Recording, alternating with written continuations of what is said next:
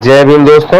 और ये है एसएसपी अविनाश पांडे उर्फ अविनाश पंडित। ये है एसएसपी मेरठ के और इन्होंने एक अपने भोकाल को दिखाते हुए एक ऐसा काम किया कि उसको देखकर सारा समाज शर्मसार हो गया।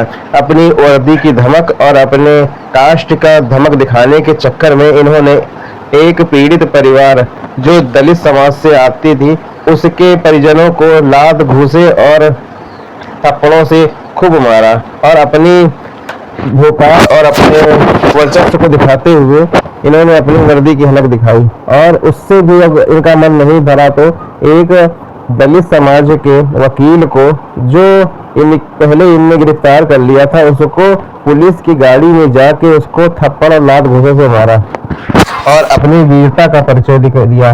और वहां पे प्रोटेस्ट कर रहे, शांतिपूर्वक प्रोटेस्ट कर रहे लड़कियां हो चाहे लड़के हो, नाबालिग बच्चे, सब पर हाथ उठाए और अपना भोकाल दिखाने की कोशिश की।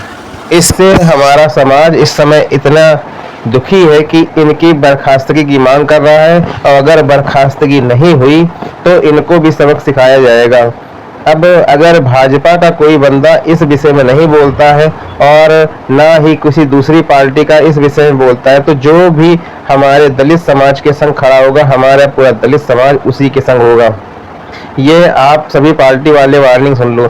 ये घटना इतनी गलत हुई है कि इससे दलित समाज बहुत ज़्यादा अंदर तक झंझोर गया है।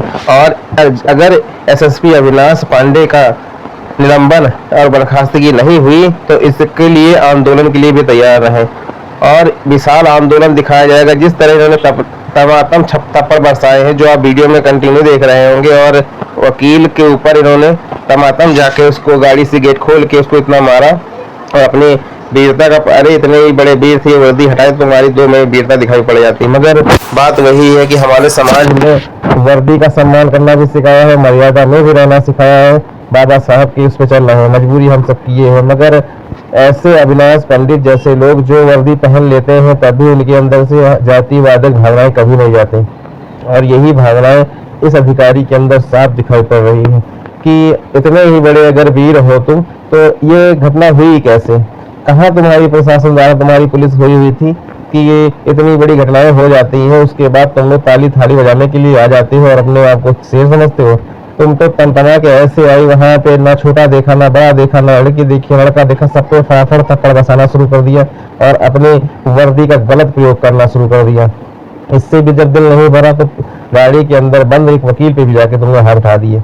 ये तुम्हारी नाकामी और तुम्हारे दलित समाज से जलने की साफ साफ उदाहरण के रूप में दिखाई पड़ रहा कि कहीं करने सीमा हो कहीं बाबा दोनों सीमाएं हो, उसमें तुम्हारा कभी भी ना भोकाल दिखाई पड़ता है ना तुम्हारा घमंड दिखाई पड़ता है। मगर जब बात दलित के ऊपर आ जाती है तो सभी लोग शेर बन जाते हैं और वो तुमको शेरपंती दिखाई पड़ रहा है। इसमें एक पीड़ित परिवार सिर्फ और सिर्फ अपने लड़की के लिए न्याय मांग रहा था, उसमें भी तुमने अपने भोकाल को दिखाने के चक्कर में उन दलित परिवार के ऊपर भी हाथ उठा दिया। अब क्या हमारे भारत देश में यही चलेगा कि जो पीड़ित है उसको और भी पीड़ित किया जाए और तुम जैसे अधिकारी इस चीज को पूरी तरह से बढ़ाने में लगे हुए हैं। सत्ता का हाथ तुम्हारे ऊपर है ये तो साफ दिखाई पड़ रहा है, नहीं तो तुम्हारा इतने हौसले नहीं बुलंद होते। जो प्रोटेस्ट शांतिपूर्वक कर रहे थे बेचारे एक किनारे बैठ के, उसमें तुमने राजनीति घुसेड़ दी। जितने धरना देने वाले ने उससे ज्यादा तुमने पुलिसकर्मी ला के बिठा दिए और वहां बैठ के सिर्फ टाइम पास करो और एक दूसरे की बुराई करो, बस इसके सिवा कोई काम नहीं। एक नहीं दो तीन अधिकारियों को भी मैंने ऐसे ही देखा है, सिर्फ और सिर्फ आएंगे टाइम पास करने के लिए। और आप जैसे बड़े अधिकारी भी सिर्फ और सिर्फ उसी तर्ज पे चल रहे हैं। सबके अंदर जिस तरह जाति सूचक शब्द भरे पड़े हैं उसको निकालना बहुत मुश्किल पड़ रहा है। इसलिए समाज बहुत कष्ट में चल रहा है और उसको जगाना है तो सबको एक आना पड़ेगा।